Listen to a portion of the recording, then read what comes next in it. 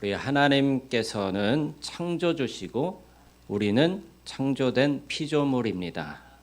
우리는 아버지 하나님께서 만드신 피조물이고 하나님의 권위 아래서 그분의 공급하심과 보호하심과 인도하심을 받아야 하는 존재로 창조된 거예요. 그렇기 때문에 나를 지으신 권위자 하나님의 인도를 따라 순종하며 살아갈 때 가장 사람답게, 가장 행복하고 가장 축복되게 창조 목적을 이루면서 살아갈 수 있는 줄 믿습니다. 내가 좋아하는 것을 내가 원하는 대로, 내가 원하는 때에 원하는 방법대로 살라고 하는 것이 세상의 가르침이죠. 세상은 그러한 주장들을 계속해서 우리에게 주입하려고 합니다. 그런데 그것은 사단이 우리에게 주는 생각이지 하나님의 말씀에 따른 것이 아니에요. 우리는 원래 그렇게 창조된 존재가 아니기 때문입니다. 죄악은 무엇입니까? 하나님의 명령을 따르지 아니하고 자기 뜻대로 행하는 것이 죄악이에요. 그래서 아담과 하와에게 뱀이 유혹하지 않았습니까? 뱀이 어떻게 유혹했죠? 너희가 하나님과 같이 될 것이다. 이 선악과를 먹어도 된다. 죽지 아니하리라. 하나님의 말씀을 어기게끔 유혹을 했어요. 하와가 볼 때에 먹음직스럽고 또 보기에 너무나도 탐스러웠던 그 선악과를 따먹었습니다. 지혜롭게 할 만큼 탐스럽게 생겼어요. 이 선악과는 하나님의 명령을, 하나님의 말씀을 어기고 내가 선과 악을 스스로 결정할 수 있다고 판단하고 나선 거예요. 그래서 내가 원하는 대로 내 뜻대로 살아가는 삶이 옳은 것이다.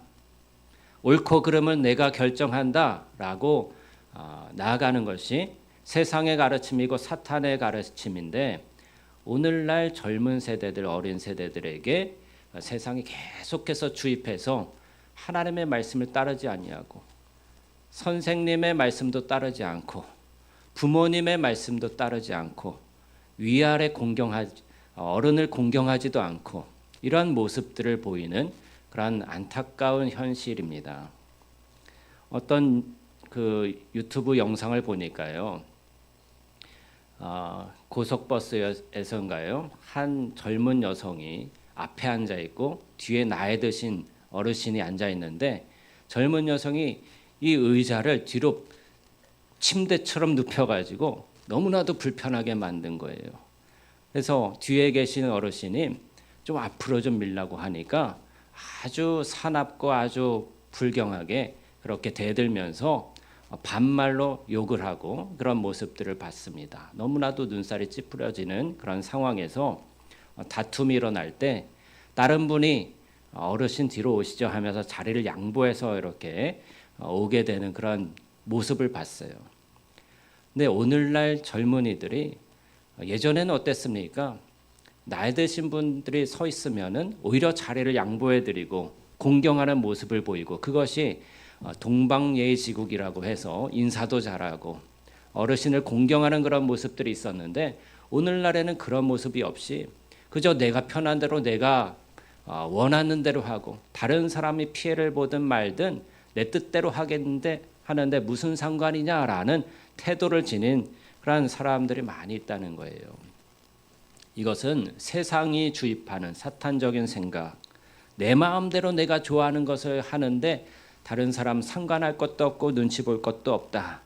이것이 자유이고 이것이 편한 것이다 라고 하는 그런 가르침들이 편만한 것입니다.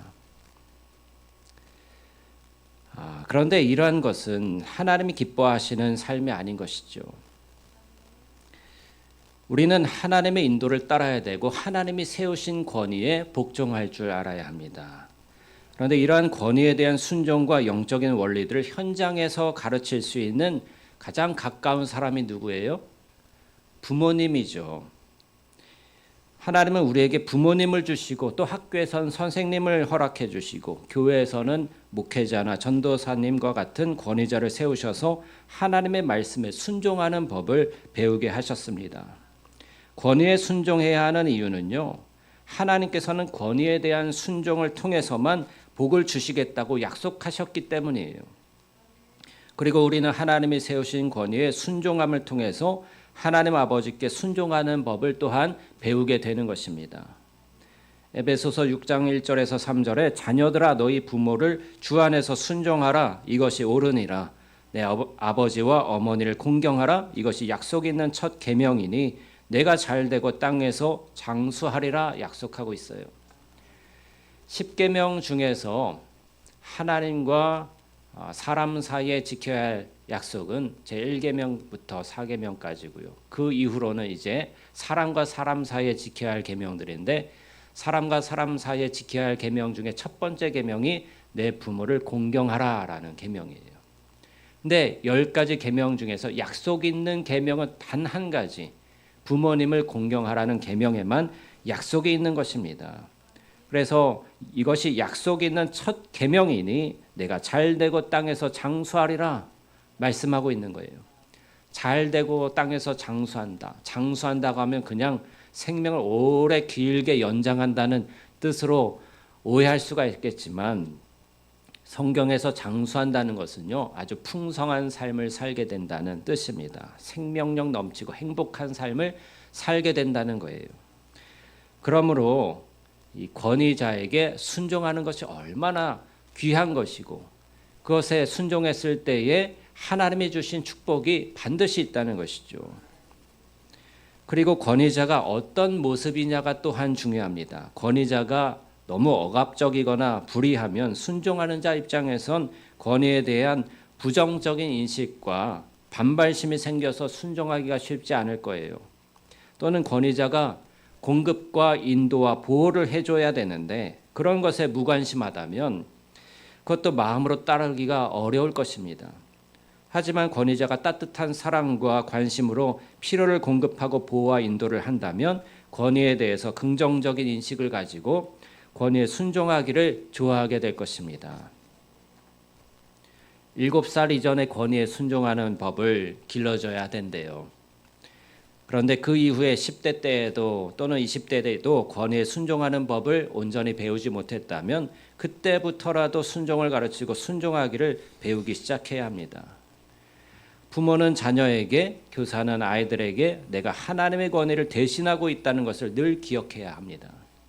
하나님이 부여해 주신 권위를 가지고 아이들이나 내게 맡겨진 영혼들을 내 뜻대로 좌지우지하려고 하는 것이 아니라 하나님의 말씀에 순종하는 사람이 되도록 인도해야 하는 것이죠. 그리고 그들에게 필요한 공급과 보호와 인도를 제공해 주어야 합니다. 오늘 신명기 본문은요, 모세가 이스라엘 백성들을 이끌고 신광야에서 이제 가나안 땅으로 들어가기 전에 하나님의 명령을 다시금 상기시키고 강조해서 전한 말씀이에요. 하나님께서 백성들 앞에 복과 저주를 두었는데 너희들이 선택하라는 것이죠. 하나님이 명하신 말씀을 듣고 순종하면 복을 받을 것이요. 그 말씀에서 떠나고 하나님의 명령을 듣지 않고 다른 신들을 섬기면 저주를 받게 되리라고 말씀하고 있습니다. 간단히 말하면 순종해야 복을 받고 불순종하면 저주를 받는다는 거예요. 왜 그렇습니까? 쉽게 이야기해서 부모가 자녀를 사랑해서 자녀에게 유익한 것을 주려고 하는데 자녀가 싫어요. 내가 왜 해야 되는데요? 하기 싫어요. 이렇게 듣지 않으려고 하면 엄마 아빠의 말씀에 듣지 않으면 어떻게 됩니까? 아무리 좋은 것을 제공해 주려고 해도 받지 못하는 거예요. 줄 수가 없는 거예요. 부모님이 주고자 하는 좋은 선물들을 받을 수 있는 마음의 태도나 순종의 자세가 되어 있지 않으면 그 선물을 받을 수 있을까요? 받지 못하죠. 하나님도 우리를 너무나도 사랑하시기 때문에 우리에게 주고 싶은 선물들이 있는데 우리가 인생 가운데 하나님의 말씀에 귀 기울이지도 않고 마음으로 순종하지도 않는다면 그 선물들을 하나도 받지 못하게 됩니다. 여러분, 이스라엘 백성들이 어떻게 광야로 나오게 됐는지 한번 생각해 보세요. 이스라엘 백성들은 이집트에서 430년 동안이나 노예 생활을 했습니다. 하나님께 부르짖었습니다. 우리 좀 살려주세요. 죽겠습니다. 그러자 하나님께서 굽어 살피셔서 모세라는 지도자를 세우셔가지고 이 모세를 통해서 하나님의 기적을 베푸시고 놀랍게 광야로 인도해 내셨죠. 바로 왕, 그 전제 군주와 같은 큰 권력과 힘을 가진 왕 앞에서 짓눌려 있을 때에 그 어떤 나라도 이스라엘 그 민족들을 구해낼 수가 없어요. 스스로도 빠져나올 수가 없어요. 근데 하나님께서 모세를 통해서 10가지 재앙을 내리셔서 이집트를 완전히 거의 파멸 직전까지 가게 하셨습니다. 그래서 더 이상 버틸 수가 없어서 쫓아내듯이 이스라엘 백성들을 내보낸 거예요. 광야로 나왔을 때 하나님께 엎드려 기도하는 모세를 통해서 홍해바다도 가르고 그 마른 땅을 걷게 하시고 그 다음에 반석에서 물이 나게 하시고 고기가 먹고 싶다고 그러면은 메추리를 보내주시고 하늘에서 만나를 내려주시고 하나님께서 이스라엘 백성을 얼마나 사랑하셨는지 몰라요. 그리고 하나님의 백성으로서 살아갈 수 있는 법을 주셨는데 시내산에서 십계명을 주시는 것입니다. 그래서 하나님께서는 마치 이 병아리를 닭이 품듯이 독수리가 새끼를 날개 아래 그늘에 품듯이 그렇게 인도하셔가지고 모든 필요한 것들을 공급해 주시고 인도하시고 보호하셨단 말이에요. 하나님이 사랑의 권위자이신 줄 믿으시기 바랍니다. 권위라는 말을 우리가 들을 때는요, 이렇게 억압하고 짓누르고 권위주의랑 오해하고 그 이미지가 좋지 않게 느껴질 수도 있어요. 그러나 이 권위는 하나님께서 허락하시는 것으로 하나님을 닮은 권위자가 되어야 하는 것입니다. 불순종이나 불공경은 축복과 안전의 영역에서 저주와 위험지대로 옮겨가는 거예요. 권위를 통해서 모든 축복이 옵니다. 권위를 통해서 공급과 보호와 인도를 받는 것인데 이것을 따르지 않고 불순종하면 모든 축복을 받지 못하고 저주를 받게 되는 것이기 때문에 안타까운 마음으로 다음 세대를 또 여러분이 맡은 영혼들을 가르쳐야 하는 것이죠. 너 왜 내 말을 듣지 않니 하면서 부모가 자녀를 윽박지르기보다 부드럽고 따뜻한 말씨로 권면하면서 때로는 기다려주고 기도해 주면서 그렇게 순종의 습관을 들일 수 있도록 도와야 합니다. 불순종의 문제는요, 단지 부모와 자녀 사이의 문제를 넘어서는 거예요. 그것은 자녀와 하나님 사이의 문제로 바라봐야 합니다. 불순종의 문제는 단지 교사와 학생의 문제가 아니라 하나님께 대한 순종의 문제로 또 목사와 교인들의 문제를 넘어서 각 사람과 하나님 사이의 문제로까지 나아가는 것입니다. 목회자가 자기 말을 들으라고 하는 것이 아니라 하나님 말씀에 이렇게 기록되어 있으니 우리가 말씀을 따라 순종의 삶을 살아야 축복을 받습니다 라고 가르치는 것이죠. 그래야 여러분이 복을 받고 하나님의 보호와 공급과 인도함을 받기 때문에 안타까운 심령으로 그렇게 기도하고 그렇게 말씀을 전하는 것입니다. 엘리 제사장이요, 그 아들들이 하도 못된 짓을 많이 하니까 책망을 했어요. 이 아들들이 홈니와 비느하스라는 그 아버지의 제사장 직분을 이어받아서 제사장 역할을 하고 있는데 직분을 받았는데 어떤 죄를 저지릅니까? 사람들이 성도들이 가지고 온 재물들을 하나님께 먼저 드려야 되는데 자기네들이 먼저 취하는 거예요.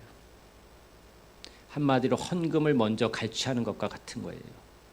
그리고 성전에서 봉사하는 그러한 여인들과 그렇게 성적인 범죄를 저지르고 하나님의 예배를 그 제사를 아주 경멸하고 멸시하는 죄를 저질렀던 것입니다. 그러자 이 엘리 제사장이 아들들에게 너희가 사람에게 범죄하면 하나님께 용서를 구할 수 있지만 만일 하나님께 범죄하면 누가 너희를 위해서 기도하겠느냐? 그건 아무도 해결해 줄 수 없는 것이다. 이런 아버지의 책망의 말을 듣고 아들들이 돌이키고 회개했을까요? 회개하지 않았어요. 그 행동을 고치지 않았어요. 그랬을 때 성경에서는 그들의 불순종에 대해서 말하기를 하나님께서 그들을 죽이기로 뜻하셨기 때문이라고 말씀하고 있습니다. 불순종의 끝은 저주와 죽음이에요. 순종을 배우는 것은 단지 축복받기 위해서뿐만 아니라 생명을 얻기 위해서 순종을 해야 하는 것입니다. 생사가 달려있는 문제예요. 하나님께 불순종하고 있는 부분이 있다면 우리가 온전한 순종으로 나아가기를 축복합니다. 권위자의 징계는 안전보호지역으로 피신시키는 거예요. 권위에 대해서 반역적인 태도가 어떻게 하나님께 대한 반역의 태도로 연결이 되었고 얼마나 나쁜 열매를 맺게 되었는지에 대해서 우리가 사례를 듣고 성경에서도 사례가 있고요. 또 우리의 실상에서도 여러 간증들을 통해서 그런 사례를 들을 수가 있잖아요. 그리고 반성하고 돌이키는 일들이 있어야겠습니다. 제가 어떤 사모님의 이야기를 전해드릴 텐데요. 이 사모님이 장로님의 딸이에요. 그런데 대학생이 되었을 때 80년대 학번이라서 운동권이 되어서 데모를 하면서 선배들과 어울려 다니다 보니까 마음이 하나님께로부터 떠났다는 거예요. 자신도 모르게 점점 더 신앙으로부터 떠났대요. 그래서 나중에 엄마 아빠에게 저 더 이상 교회 안 나갈래요 라고 선언을 했다는 거예요. 만약에 여러분의 딸이, 여러분의 자녀가 그런 선언을 한다면 어떤 마음이 드시겠습니까? 이 장로님이 어떻게 하셨을까요? 그럴 거면 학교도 가지 말아라. 휴학을 시켰다는 거예요. 그런데 딸은 술도 잘 마시지 못하는데 술을 너무 많이 퍼마셔가지고 위장에 구멍이 생기게 되었고 그 고통 때문에 결국에는 회개하면서 하나님께로 다시 돌아오게 되었다는 것입니다.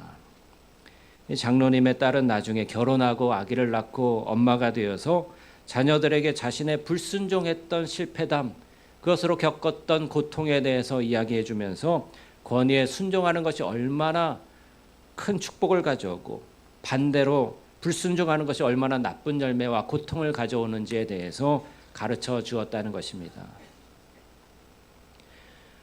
우리는 권위라는 말을 들으면 어떤 인상을 가지고 있습니까? 권위를 하나님이 주신 선물로서 받아들이지 못하고 딱딱하고 위압적인 것으로 느끼는 사람들도 있을 거예요. 특별히 계율적이고 억압적인 분위기의 가정에서 자란 분들일수록 권위나 권위자에 대한 안 좋은 인식과 편견을 가질 수가 있습니다. 부모와 선생님과 같은 권위자로부터 온유와 겸손과 부드러운 사랑보다는 억압과 눌림을 당한 분들은 권위에 대한 부정적인 인식을 갖기가 쉽습니다. 그러므로 우리는 권위자로서 자녀나 다른 사람들과 대화할 때 온유하고 부드러운 대화를 통해서 가르쳐야만 하는 거예요. 딱딱한 태도로 표정이 굳어져서 가르치면 순종하는 것, 권위에 대한 오히려 반발심만 갖게 되고요. 하나님이 이렇게 무서우신 분이구나라고 아버지가 어머니가 잘못된 인식을 심어줄 수가 있어요. 말의 내용과 달리요. 사람이 표정으로 또 말투로 듣는 것이 더 강한 메시지로 다가온다는 거예요. 순종이 얼마나 좋고 복된 것인지를 가르쳐야 하는데 권위에 대한 순종은 참 기분 나쁘고 폭력적이고 거부감이 들고 나를 억압하는 것이구나라는 메시지를 이 무서운 표정과 또 아주 거친 그런 말투로 전해주고 만다는 것이죠. 그래서 온유하고 겸손한 태도로 권면하는 것이 너무나도 중요한 것입니다. 권위자의 위치에 있는 분들은 자기 권위로 가르치거나 순종을 요구하는 것이 아니라 반드시 하나님의 말씀에 이렇게 기록되어 있습니다 라고 가르쳐야 하는 것입니다. 진리를 기준으로 해야 되지 내 기분이나 내 뜻을 기준으로 해서는 안 되는 거예요. 저도 여러분에게 제 말을 들으라고 한다면 그것은 잘못된 가르침이요, 잘못된 권위를 내세우는 것이 될 것입니다. 하지만 목사인 저를 통해서 하나님의 말씀이 바로 전달되어지고 여러분이 하나님께 순종하는 법을 배운다면 우리는 건강한 공동체, 건강한 교회가 될 것입니다. 그리고 하나님이 주시는 은혜의 공급과 보호와 인도를 받으면서 순종의 축복을 누리게 되는 것이죠. 땅에서 잘되고 장수하는 축복을 즐기게 되는 것이죠. 온전한 순종을 드리겠다고 결단을 하시기 바라요. 하나님의 복을 날마다 새롭게 공급받아 누리는 여러분이 되시기를 축복합니다. 똑같이 예배를 드려도요, 한 교회 안에서 하나님께 온전한 순종을 드리는 사람이 있고 부분적인 순종을 하는 사람이 있고요, 아예 순종하지 않는 사람이 있습니다. 그러면 어떻게 될까요? 그들의 길이 서로 너무나도 다르고 맺는 열매들도 다를 수밖에 없는 거예요. 이러한 말씀을 예수님께서 내 밭의 비유로 말씀하시지 않아요. 어떤 땅은 너무나도 부드럽고 좋은 땅이라서 말씀이 떨어졌을 때 그것이 좋은 열매를 30배, 60배, 100배의 열매를 맺게 되고, 어떤 땅은 길가와 같아서 뿌려졌는데 새들이 와서 금방 뺏어가 버리고, 어떤 땅은 가시덤불과 같아서 세상의 염려와 재래의 유혹으로 인해서 말씀이 뿌리를 내리지 못하고 결실하지 못하게 되고요. 또 어떤 땅은 돌밭과 같아서 그냥 햇볕에 타서 말라버리고 말았다는 거예요.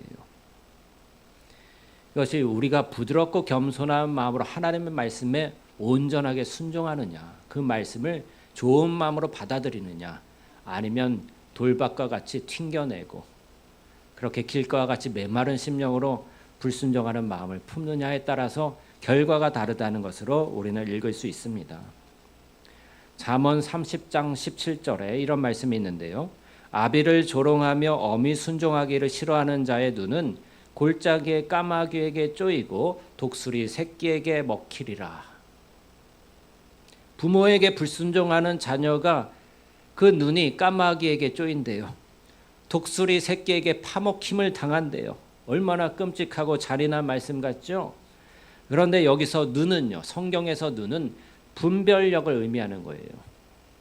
그래서 이삭이 나이가 들어서 영적인 분별력이 사라지니까 성경에서는 눈이 어두워가지고요, 자기 장자 에서를 축복해야 되는데 그만 그 아내가 리브가가 속여가지고 동생 야곱에게 털옷을 입히고서 에서와 같이 해가지고 목소리도 에서처럼 이렇게 목소리 변장을 해가지고 들어간 거예요.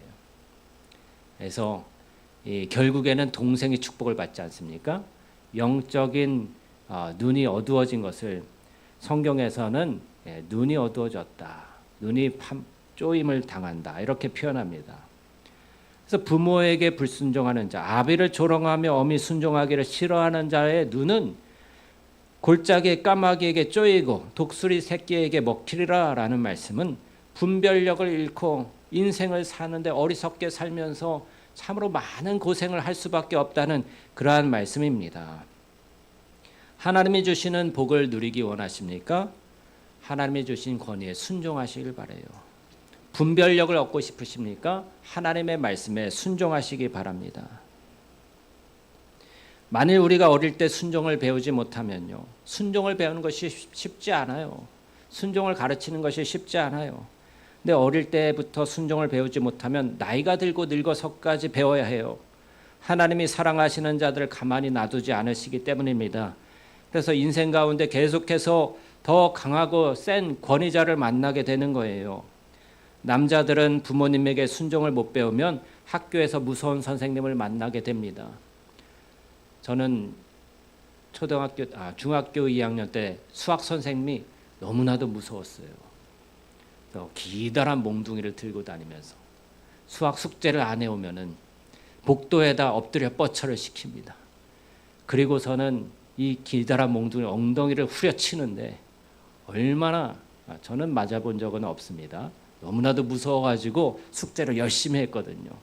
근데 숙제를 안 하거나 떠드는 학생들은 나가서 엎드려 뻗쳐를 하고서 맞는데 너무나도 무서운 거예요. 그 듣기만 해도 아주 소름이 쫙쫙 올라옵니다.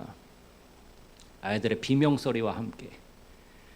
그러면은 그 맞는 아이들만 순종을 하고자 하는 열망이 생기는 것이 아니라 그것을 듣고 있는 공포에 떠는 교실 안의 학생들은 더 무서워하면서 다음부터는 정말 열심히 수학 숙제를 해야지 하는 생각을 하게 되는 거예요. 그래도 배우지 못하면 어디서 배웁니까? 남학생들은 군대 가서 배우는, 군대 가서 순종하는 법을 배우는 거예요. 군대 가서 귀가 뚫려요, 귀가. 군대는 온갖 지역에서 모인 그러한 선임병들이 있습니다.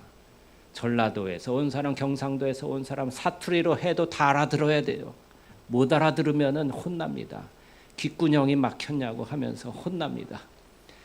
그래서 귀를 쫑긋하고 다 들어야 되고, 네 알겠습니다 하고 관등성명하면서, 그래서 제대할 때쯤 되면은 귀가 뻥 뚫려 가지고 부모님의 말씀이 너무너무 잘 들리는 거예요. 그래도 못 배우면은 직장 가서 배워야죠. 그러면서 하나님께 순종하는 법을 점점 더 배우게 되는 거예요. 여자들은 어떻습니까? 어릴 때 부모님께 순종하는 법을 배우지 못하면 결혼해서 시어머니에게 시집살이 하면서 배우고요. 또 남편에게 정말로 힘든 남편을 만나가지고 그렇게 배우게 되는 거예요. 여러분, 그래서 인생이 편안하려면 어릴 때부터 순종하는 법을 배워야 되고 순종하는 법을 가르쳐야 되는 거예요. 그러므로 하나님께서 다루심을 받는 과정이 너무 고달프지 않기 위해서는 어릴 때 순종을 배워서 고생을 덜하는 편이 낫지 않겠습니까? 하지만 대부분의 사람들은 순종의 훈련을 평생을 걸쳐서 합니다. 주님께 순복하는 삶이 그렇게 빨리 되어지지 않기 때문이에요. 마음이 높아지고 교만해져서 그렇습니다. 그런데 하나님의 다루심을 받아 많은 고난을 겪은 이들은 압니다. 주님께 온전히 순종하는 것이 인생의 지름길이라는 것을요. 아브라함은 자신이 납득이 되지 않는 말씀에 대해서도 일단 하나님께 순종하는 법을 배웠어요. 하나님의 말씀이면 신뢰를 바탕으로 순종한 것입니다. 처음에는 고향을 떠나서 내가 지시할 땅으로 가라 말씀했을 때 순종했잖아요. 쉽지 않은 순종이었어요. 근데 나갔을 때, 그 땅에 갔을 때 기근이 있었어요. 그래서 아브라함은 하나님을 기다리기보다, 하나님께 묻기보다 자기가 살궁리를 하면서 애굽으로 내려갑니다. 거기에 잠깐 먹을 것을 얻으려고 간 것이 아니라 아예 거기에 머물려고 내려간 거예요. 근데 그곳에서 어려움을 당합니다. 자기 아내가 너무 예뻐가지고 아내라고 하지도 않고 누이라고 그렇게 속였는데 바로 왕에게 그만 아내를 빼앗기고 마는 거예요. 그랬을 때 하나님께서 바로 왕과 그 신하들의 꿈에 나타나셔가지고 이 아브라함의 아내 사라를 건드리면 너희들 죽을 줄 알아. 큰 이제 재앙을 만나게 되어서 결국에 아브라함과 사라가 안전하게 빠져나오게 되죠. 그래서 이 이집트의 바로 왕이 세상을 다스리는 굉장히 큰 권력을 가진 자인데 그 이집트의 왕도 하나님 앞에서는 꼼짝을 못하는구나. 아브라함이 그것을 배운 거예요. 그래서 하나님을 더욱더 신뢰하게 되었고 하나님을 경외하게 되었죠. 그래서 나중엔 그의 믿음이 점점 더 자라나서 하나님이 100세에 낳은 아들 이삭을 바치라고 했을 때 그때 온전한 순종으로 하나님께 나아갑니다. 아침 일찍 일어나서 번제로 이 이삭을 바칠 장작과 모든 것들을 갖춰가지고 모리아 산으로 올라가는 거예요. 하나님이 왜 이삭을 바치라고 했는지 이해는 되지 않지만 하나님을 온전히 신뢰했기 때문에 하나님이 이삭을 바치라고 했으면 이 약속의 아들인데 이 약속의 아들을 통해서 하나님이 내 민족을 크게 번성하게 하리라 약속해 주셨는데 만약에 이삭을 바치면 하나님은 죽은 자도 살리실 뿐이다 라고 확신을 가지고서 그 말씀을 순종했던 거예요. 여러분, 우리는 보통 내가 이해되면 순종하고 이해가 되지 아니하면 이해될 때까지 순종하기를 보류하지 않습니까? 그런데 그런 태도는 성경적이지가 않고 하나님이 기뻐하시는 태도가 아닌 거예요. 이해가 되지 않아도 하나님이 이렇게 말씀하셨어 라고 할 때에 순종하면 하나님의 뜻이 비로소 이해가 되는 것입니다. 그렇게 할 수 있는 근거는 겸손과 믿음과 그리고 하나님을 신뢰함입니다. 히브리서 11장 17절에서부터 보면 아브라함은 시험을 받을 때 믿음으로 이삭을 드렸으니 그는 약속들을 받은 자로되 그 외아들을 드렸느니라. 그에게 이미 말씀하시기를 내 자손이라 칭할 자는 이삭으로 말미암으리라 하셨으니 그가 하나님이 능히 이삭을 죽은 자 가운데서 다시 살리실 줄로 생각한지라. 비유컨대 그를 죽은 자 가운데서 도로 받은 것이니라. 아브라함이 하나님을 믿되 이삭을 죽은 자 가운데서 다시 살리실 줄로 생각하고 순종했다는 거예요. 하나님이 이해할 수 없는 명령을 우리에게 내리실 때 우리가 지금까지 함께 하신 하나님, 지금까지 우리를 실망시키지 아니하시고 돌보시고 인도해 주신 하나님을 신뢰한다면 그 말씀에 내 이성으로 내 판단으로 이해가 되지 않을지라도 일단은 순종하고 보시기 바랍니다. 그럼 더 큰 축복으로 하나님이 우리에게 약속을 주시는 것입니다. 세상의 문화는 권위에 도전하라고 네 마음대로 행하라고 가르칩니다. 하지만 하나님은 세우신 권위에 순종할 때 모든 은혜와 복과 축복을 누리게 된다고 말씀하고 있습니다. 여러분들을 축복하며 사랑으로 권면합니다. 하나님이 세우신 권위에 순종함으로 주님께도 순종하기를 배우시기 바랍니다. 그것이 여러분을 복된 삶으로 인도할 거예요. 또 자녀된 자들에게도 축복하며 권면합니다. 부모님에게 기쁨으로 순종하시기 바랍니다. 그럴 때 하나님께서 여러분을 축복하시고 약속 있는 첫 계명으로 땅에서 잘되고 장수하리라는 그 약속을 여러분의 삶에 이루어 주실 것입니다. 만일 여러분이 여러분의 자녀나 손주들에게 또는 교회 다른 지체들에게 하나님의 말씀을 가르치는 입장에 있다면 권위를 남용하지 마시고 하나님의 사랑과 온유함으로 순종하도록 가르치시기 바랍니다. 그리하여 여러분의 가르침을 듣고 순종하는 이들이 하나님의 공급과 보호와 인도를 받게 되어서 축복의 길을 열어주시는 여러분이 되시기를 축복합니다. 기도하겠습니다.